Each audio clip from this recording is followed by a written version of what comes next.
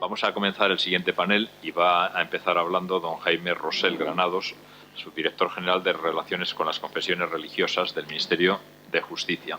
Mis primeras palabras van a ir referidas al título del panel, un título que ya me parece que es provocativo. El título es la religión como fuente de conflictos y o como fuente de prevención de conflictos. Yo creo que quizás la respuesta a esta pregunta haya que realizarla planteándose otra pregunta, que sería: ¿pueden las religiones fomentar la paz y, en su caso, pueden las religiones solucionar conflictos? Yo creo que esa sería la pregunta que deberíamos hacernos.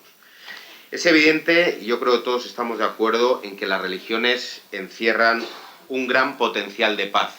La paz constituye uno de los valores fundamentales de las religiones. Si acudimos a los escritos sagrados de las grandes religiones, si acudimos a las tradiciones religiosas, observamos que todas ellas contienen mensajes de paz y de concordia y que, en definitiva, promueven una cultura de la no violencia.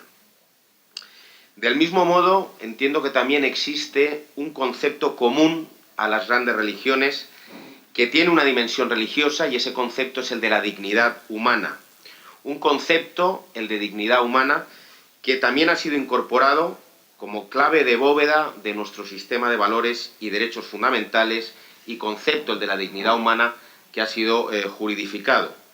Señalo esto porque las referencias a este concepto, al de dignidad de la persona, y su relación con los derechos fundamentales del hombre, aparecen ya claramente expresados tanto en la Carta de Naciones Unidas de 1945 como en la Declaración Universal de Derechos de 1948.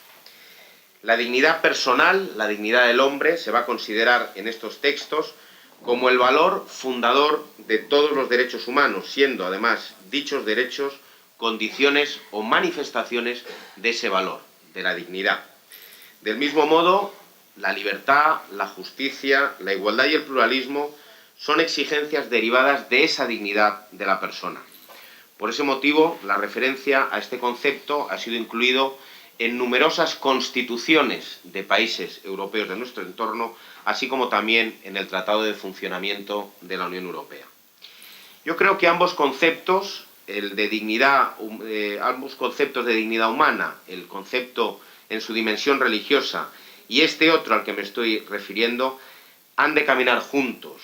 El que viene recogido en los textos jurídicos internacionales, regionales y nacionales, es precisamente el que creo que debemos asegurar si queremos que las religiones se conviertan en agentes de paz dentro de nuestra sociedad internacional. Ahora bien, ¿esto cómo se hace? La cuestión, a mi juicio, es determinar cómo las religiones se pueden convertir en instrumentos que lleven al creyente a sentirse al mismo tiempo ciudadano y que, por lo tanto, como tal ciudadano, asuma como propios e irrenunciables el catálogo de derechos fundamentales reconocidos por la sociedad internacional. Y ese objetivo hay que verlo no como una especie de colonialismo jurídico, porque dichos derechos, ya me he referido antes, derivan de un concepto de dignidad humana en el que las grandes religiones son coincidentes. Por ese motivo, yo creo que es necesario crear un marco jurídico en el que los grupos religiosos puedan desenvolverse sin sufrir discriminación o ataques que les lleven a posturas de marginación o exclusión que terminen desembocando en situaciones de conflicto o de violencia. No basta con reconocer el derecho de libertad religiosa al individuo como tal, sino también reconocer el derecho de libertad religiosa a los grupos. Que las confesiones sean reconocidas como tales por el ordenamiento jurídico y que, por lo tanto, las confesiones como grupos puedan ejercer su derecho de libertad religiosa. La cuestión, por tanto, hoy en Europa no es determinar si el derecho de libertad religiosa está asegurado, sino si los grupos religiosos, en aquellos lugares en los que son minoría, están integrados en las sociedades de acogida, o si, por el contrario, la especificidad religiosa, el elemento religioso, ha traído consigo la exclusión social de estos grupos al entender que hay un rechazo por parte de la sociedad hacia sus prácticas y sus creencias. En ese sentido, yo creo que la participación política de las minorías debe ser una condición primordial para asegurar la identidad colectiva, la pertenencia a la comunidad y, en definitiva, la cohesión social y la integración. Y, por lo tanto, ha de convertirse en uno de los objetivos a perseguir si queremos asegurar la paz y la seguridad en nuestras sociedades. Para eso, y a esto se ha referido en numerosas ocasiones el Consejo de Derechos Humanos de Naciones Unidas, sería necesario que se den varios requisitos. En primer lugar, es necesario que los Estados, la comunidad internacional, reconozca a las minorías religiosas como grupo.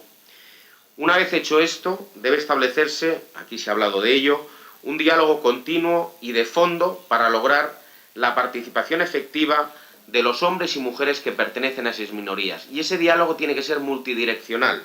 Tiene que ser un diálogo interreligioso en el que dialoguen las minorías con las mayorías, pero también un diálogo con las autoridades. Debe ser un diálogo intercultural e interreligioso en el que participen no solamente los líderes, sino también, y esto es importante, las comunidades de base. En dicho proceso, la realidad nos demuestra cómo es necesario contar con muchos interlocutores para dotar de legitimidad al proceso. Hay varias fórmulas que pueden servir sin que ninguna de ellas sean excluyentes y algunas llevan tiempo funcionando en nuestro país, en España. Me estoy refiriendo, por ejemplo, al fomento del fenómeno asociativo dentro de las minorías y entre ellas para provocar una visibilización de las mismas frente a las autoridades. El ejemplo más evidente es la posibilidad de inscribirse en el registro de entidades religiosas, lo cual les va a dotar de personalidad jurídica civil para poder operar dentro del ordenamiento. En segundo lugar, el reconocimiento del principio de cooperación con las confesiones religiosas como una herramienta imprescindible para la gestión de la diversidad religiosa en una sociedad plural. En tercer lugar, la creación de órganos de control y garantía del cumplimiento de los derechos fundamentales y de órganos consultivos en los que también estén representados esa parte de la sociedad civil, las comunidades religiosas, que son las destinatarias de esta regulación sobre el fenómeno religioso. El ejemplo más evidente en nuestro país es la Comisión Asesora de Libertad Religiosa. Y por último, el fomento efectivo de ese diálogo interreligioso como fórmula para prevenir la violencia y conseguir la integración de las minorías. Este tipo de participación de las minorías se convierte en una condición primordial, como he dicho antes, para asegurar una identidad colectiva, de pertenencia a una comunidad, de cohesión social y, en definitiva, y de eso se trata, de seguridad. Consecuencia de este marco jurídico que estamos diciendo, el individuo podrá desarrollarse tanto como creyente como como ciudadano. De esta manera, esa pertenencia religiosa del individuo pasa a un segundo plano y el término ciudadanía, la pertenencia a una comunidad, adquiere el verdadero protagonismo. Es ese término, el de ciudadanía, el que reconocerá al individuo los derechos fundamentales y le permitirá ejercerlos en libertad. Si el individuo asume su condición de ciudadano, estará asumiendo el conjunto de derechos y valores íncitos en los textos internacionales y estará asumiendo un concepto, el de dignidad humana, que conlleva una cultura de paz. En ese sentido, la religión, los líderes religiosos se deben convertir en instrumentos que permitan que el concepto de ciudadanía sea algo que pertenezca al individuo más allá de su pertenencia como creyente a una determinada religión, porque eso es lo que permitirá que valores como el del respeto, la tolerancia mutua, la no discriminación, la igualdad, sean valores perfectamente aplicables en cualquier lugar y en cualquier sociedad. Muchas gracias.